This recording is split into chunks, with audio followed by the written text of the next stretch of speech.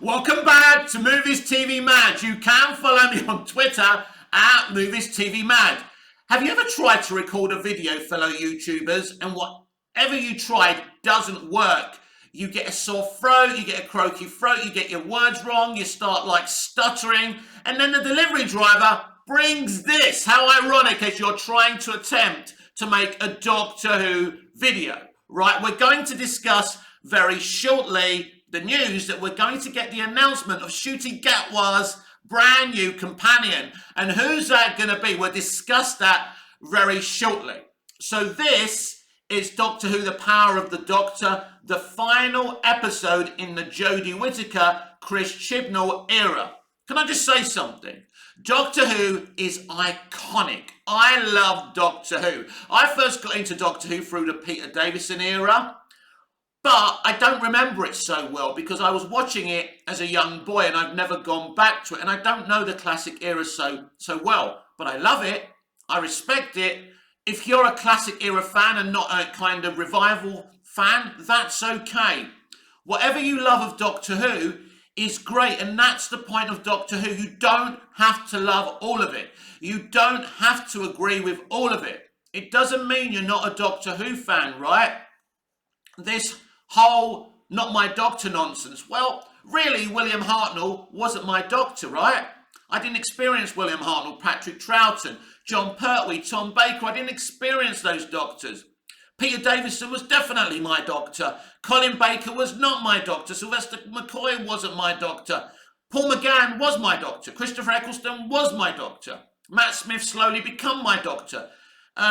Peter Capaldi, I love him, I think he's great, but he never became my doctor. And Jodie Whittaker also wasn't my doctor. But guess what? Peter Capaldi wasn't my doctor because he was an older man. Jodie Whittaker wasn't my doctor, right, because she's a woman. It's because creatively I found her underwhelming. So let me put this down now. I forgot about that and I kept on holding it. But it doesn't matter whether you like Jodie's Doctor or not, or there's another Doctor or other eras you don't like, or maybe you hate the fact that in Paul McGann's Doctor Who movie, they referenced the Doctor as being half human. That's okay. Personally, I find that kind of thing thrown at us and the rug pulled from underneath us really interesting. I was re-watching the Timeless Children, an episode I always liked. I think it's very interesting. It's a very epic episode. It looks glorious. I enjoyed it. I enjoyed this concept of the Doctor all of a sudden, not just coming from another planet, but from another universe. She comes even before anything existed, but where's she from? And maybe Chibnall was thinking about the half-human Doctor situation as well. I don't know. I'd love to talk to him and just to ask him, did he just pull this whole concept out of his arse and really didn't have any idea where it was going? Or does he know everything about it? I'd love to talk to him about it. So I wasn't angry because I think evolving iconic franchises and IPs like Doctor Who is really, really important. And I'm sad that he didn't expand on the Fugitive Doctor and we didn't find out more about her, because I think her battles are very interesting. Bring on some big Finnish stories, which I'm hearing she's going to get. It's not good enough that it's just audio adventures, but it's better than nothing.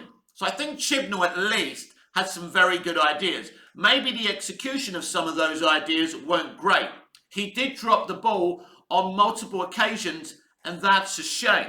But I can still find some things about the Chibnall era I like. So I'll repeat, Doctor Who is iconic. That means there's some stuff from a near 60-year-old history we don't like. And that's okay. It's the way we criticise stuff that's important, and that we're constructive. You know, was I surprised that Jodie got so much toxicity for being the first female Doctor? Of course, it shouldn't matter. The Doctor can regenerate just about into anything or anyone. We just saw it at the end of Jodie's era as David Tennant returned as the 14th Doctor. Right now, David Tennant is the Doctor. Introducing David Tennant as the Doctor. That's exciting. So I'm really in a Doctor Who vibe right now. I've been writing my fan fiction for months and months and months. Now, I may plug my fan fiction. It's not available anywhere. It's not for sale. Basically, it's in my mind mostly, but we're going to talk about that at the end of the video, and I hope you stick around for that. So, tonight, after me giving that Doctor Who lecture, right, and let me just say, you know, Jodie's Doctor underwhelmed me. I think creatively, again, Chris missed the point. But I never had an issue with her being a woman. That's nothing to do with it, right? Jodie Whittaker was brilliant in Broadchurch, and she could have been even better than she was if she was given the great material she was given in Broadchurch. But in The Timeless Children, she was given some very interesting material. In Series 12, she was given some very interesting material. What I'm trying to say is, we don't have to like everything, but we can respect each other, we can respect the creatives and constructively criticise them, and all this RIP Doctor Who nonsense. Doctor Who is going forever. Doctor Who is great. Doctor Who should go forever, and I fucking embrace it all and love it all, even the stuff I don't care for as much as I do other things. Right, so tonight we are going to be introduced to Ncuti Gatwa's companion. Now, I'm not really a fan of the big announcements of who's playing the Doctor, who's going to be playing the next companion, but they do it. It's great marketing, and people are going to get excited. So it works. I'd rather this announcement wasn't coming, and it's a surprise, but that's not going to happen. David Tennant's reintroduction wasn't a surprise. It would have been so much more exciting to see Jodie regenerate into David without knowing David was pretty much going to be there. But anyway, we're getting this big announcement. So what kind of companion? Because they are teasing a companion and not companions. I mean, could we have our first twins as companions? Or am I missing something, right? Are we, you know, in Doctor Who's history, have we had twin companions before? Comment down below if I've made a mistake there. I don't think that I have, right? But, you know, I know Doctor Who well, but I don't know, I'm not an expert Doctor Who person. I don't know about everything that's ever happened in Doctor Who, right? Wrong channel, but I fucking love this character. I love this show. I think the concept, it's the best sci-fi show. It's so brilliant. I love it. And I have ambitions of show running the show and playing the Doctor at the same time. I'd love to do that. I've got so many ideas. I don't know if they're good ideas. You probably hate me for them, but anyway. So what kind of companion are we going to get? Could we get Donna Noble, aka Catherine Tate, as Ncuti Gatwa's companion? Probably no chance, 15% I'm putting on that one. Could David Tennant's 14th Doctor, yes, 14th Doctor, what's all that about? But could David Tennant's 14th Doctor be Ncuti Gatwa's companion? 15% chance. Again, no chance, but who knows? This is Doctor Who, this is entertainment. Anything can happen in the universe of Doctor Who. David Tennant's the 14th Doctor, so anything can happen. So could Catherine Tate's Donna Noble and David Tennant's 14th Doctor both be travelling with Ncuti Gatwa's Doctor? Improbable, another 15 to 10% chance, but it's one. These are ridiculous ideas I've got. So, if we're going for a random, ordinary, bog standard companion, could it be a celebrity? Maybe, maybe not. Now, Stephen Moffat points for celebrities. Now, it's interesting because Billie Piper is, and was at the time, a bit of a celebrity. She'd been a pop star. She was married to Chris Evans. People knew who she was. So it was definitely a celebrity stunt casting, but she was also very good as the character of Rose. So it worked all round. Now, Freema, nobody had heard of Freema before, so she weren't a celebrity, but Catherine Tate was a celebrity. So then we had Nardo as part of the Moffat era. Obviously, the actor who plays him, the comedian who plays him, is very famous. So we have had a lot of stunt castings in Doctor Who. Bernard Cribbins, who we're going to see in the 60th anniversary specials, and it's the last thing it looks like he ever did, so it's even more special that he's involved now. God bless Bernard Cribbins, who would have been an awesome Doctor, by the way. So, yeah, so we could get a stunt casting, and I mean, I'm not writing that off, by the way. I believe if we get an unknown actor, it's either going to be an actor of colour, you know, an Indian doctor, Indian companion, Asian companion. I think it's going to be the casting is going to be very inclusive if it's a random unknown actor playing this companion. Now, we know there's a transgender actress who's, I think, supposed to be Donna's and her husband's child. So is there a chance that this could actually be the new companion? I think there's a huge chance. Now, we were told she was only doing these specials, right? But who knows? That might just be a distraction. So don't be surprised if she's actually the next companion. And so I think that's where we're going to go with this. I mean, let me know in the comments down below. Who do you think's going to be the next companion? Even though I'd rather they don't make these announcements, it is exciting to find out who's teaming up with Ncuti Gatwa. Now, the reason they're going to announce it tonight, because I think Russell's written the first 7 or 8 episodes already. They're going to start shooting this stuff already very soon, so they're ahead of schedule, right? And so you're going to see this person with Ncuti, so that's why they have to announce it. That's why they announced the David Tennant and Catherine Tate stuff. Of course, I still think Russell had them outside filming on purpose just to get the hype going. And Russell T Davies is a very clever man. He don't do nothing for nothing. The stuff he said about the costume, he did it for a reason, to distract us about the real reason the Doctor's costume regenerated with him. And I can't wait to find out. And I also can't wait to find out who the Doctor's next companion is. So whether it's someone famous, whether it's an inclusive casting, whether it's a robot, a droid, or even a Slovene. Imagine a Doctor travelling with a Slovene. By the way, I would fucking love that. You know, actually, that's the first time I actually thought about it while I'm talking about this video. Anyway, so that's very exciting. And what's really exciting is my ambitions to run Doctor Who and play the Doctor at the same time. I mean, I'm 50 now, I'm getting on. So the chances were never there anyway. So I do have lots of great ideas, but I will tell you that Clara is my favourite companion, and I really love Jenna Coleman, and I've always wanted to work with Jenna Coleman as an actor. I think she's brilliant.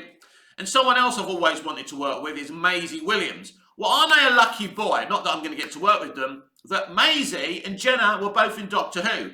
So I have done this fan fiction, and it coincides with my regeneration. I will be the next Doctor. And so let me explain to you quickly before you all run away and get bored. I'm sure you're all bored already.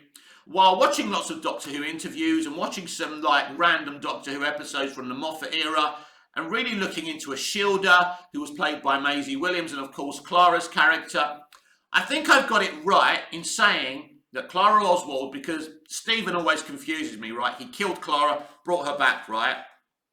And I think it's a temporary reprieve, but if I get it right, Clara is now alive, travelling in another TARDIS with Ashildr, played by Maisie Williams, right? And she's travelling the long way to going back to Gallifrey, right? But even though there's not a Gallifrey anymore, so that's, I don't know how I would do that. But until she has to go back to her death on Gallifrey again. Have I got that right? So what I would do at first would be, I would actually create a limited series spin-off starring Maisie Williams and Jenna Coleman as Ashildr and Clara Oswald travelling in the TARDIS. About 10 episodes long. In the series finale, right, as they're talking, or maybe they're starting to fall for each other and they start holding hands, a mysterious person just arrives on their TARDIS, right? And it finishes. They just look. They just, like, how has this person arrived on the TARDIS? A bit like how Donna Noble first met the Doctor, right? So anyway, that's how it ends. So we go back to, let's say, Ncuti's, the end of Ncuti's era, or another Doctor's era, right? It could be anyone, right? So they kind of, the TARDIS disappears in front of them. They're in the middle of space and they start regenerating while they're in space. And then, as the Doctor regenerates, he arrives on Clara's and Ashildr's TARDIS, and the yellow stuff's all around him, and he becomes the new Doctor, and they're looking at him, and he goes, "Clara, Ashildr, it's me." And they're going, "Who are you?" "Well, don't you recognise me?" "Who's me? What do you mean?" They're all confused. "Clara, it's me, the Doctor." And so basically this new Doctor, me, arrives on Ashildr and Clara's TARDIS, and they're happy to see each other, although the Doctor's a little bit distant with Ashildr because they did have some kind of issues, even though he kind of forgave her in the end, which was interesting. That was a confusing character as well. I really need to study that to really get the details, but I've got big plans for Ashildr in my fan fiction anyway. But things turn a little bit dark between Clara and the Doctor when the Doctor starts mentioning it's time for her to go back to her death. Clara refuses. Clara doesn't want to die. Clara doesn't want to embrace her death. The Doctor informs her if she doesn't, then she will alter the universe. The universe will implode and everyone will die. And even though she knows it's logical for her to go to her death, she's enjoyed travelling around with Ashildr. She's in love with Ashildr. She doesn't want to leave. So this puts her on the Doctor on opposite tracks. They're about to become enemies. So what happens is she takes her TARDIS away, but Ashildr stays behind with my Doctor. Ashildr and Maisie Williams would be my companion, talking about companion reveals. And so Ashildr and the Doctor would start to get to know each other because, of course, they've got a bit of a history because she was part of Peter Capaldi's era as the Doctor for a little bit of a time as well. Was it season 9, if I remember rightly? So that would be fun. And, of course, Jenna Coleman would reprise her role as Clara in that season, as basically it becomes a kind of master-doctor kind of rivalry, and she's becoming utterly darker as a character and utterly dangerous, and their relationship and dynamic has totally changed. And that's the kind of thing I will be looking to do. I think it's for me, I never wanted to leave Clara. I think Clara's a fascinating character, and you know, she started off as this mystery box. But I think there's stuff about Clara that Moffat has in his head that was never revealed. If I ever was actually the showrunner of Doctor Who, I would absolutely be asking Stephen Moffat's permission before I did any of this stuff. And I'd want to delve into the Timeless Child as well, and I'd have to talk to Chris Chibnall about that if the impossible thing of me being Doctor Who showrunner and Doctor Who ever happened, which it's not, right? We're just talking in fantasy world now, but I do like to kind of go back to things, and obviously no one wants anyone to go back to the Timeless Child storyline, but I think you can make something unpopular better, right? Because nobody knows what that storyline is, because it was never, you know, it was never expanded upon. So to say you hate the idea without actually knowing what the idea actually is, you know, you could be missing out on something really special. Will Russell T Davies expand on that? I doubt it, but you never know. This is Russell T Davies. This ain't a random showrunner. He can do anything he wants. So I can't wait to find out who Ncuti Gatwa's brand new companion is tonight. This has been Movies TV Mad. I'm Mick, your host with the most. Just ask your girlfriends and your wife. Please like, share, comment, subscribe, hit the notification bell so you never miss this beautiful perfection. And I'll see you again in the next video. Until we see each other again, goodbye, au revoir, auf Wiedersehen.